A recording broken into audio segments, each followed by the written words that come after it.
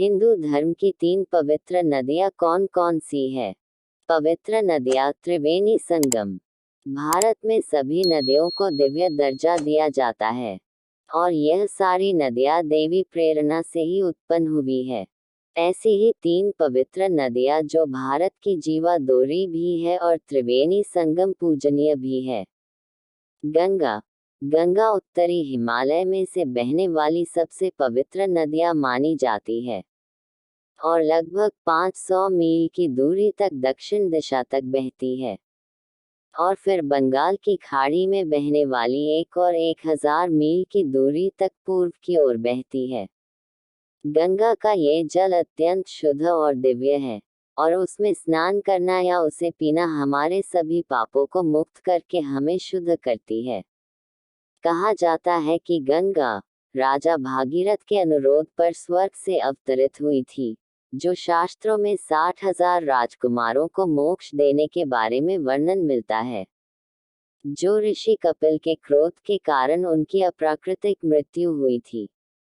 इसके बाद राजा भागीरथ ने गंगा नदी को पृथ्वी के केंद्र में निर्देशित किया, 60,000 राजकुमारों को पुनर्जीवित किया और गंगा को सागर की ओर ले गए। 2. यमुना। यमुना भी भारत में सबसे पवित्र और बड़ी नदियों में से एक है। कहा जाता है कि भगवान श्री कृष्ण अपने शुरुआती वर्षों में इस नदी के तट पर रहते थे। कहा जाता है कि यमुना नदी में स्नान करने से और जलपान करने से आपको यम की पीड़ा कभी नहीं होती, क्योंकि यमराज यमुना के भाई है। इसीलिए कहा गया है कि यमुना के जलपान से हम माँ के पुत्र हो जाते हैं और माँ हमारे सारे पापों को मुक्त कर देती है।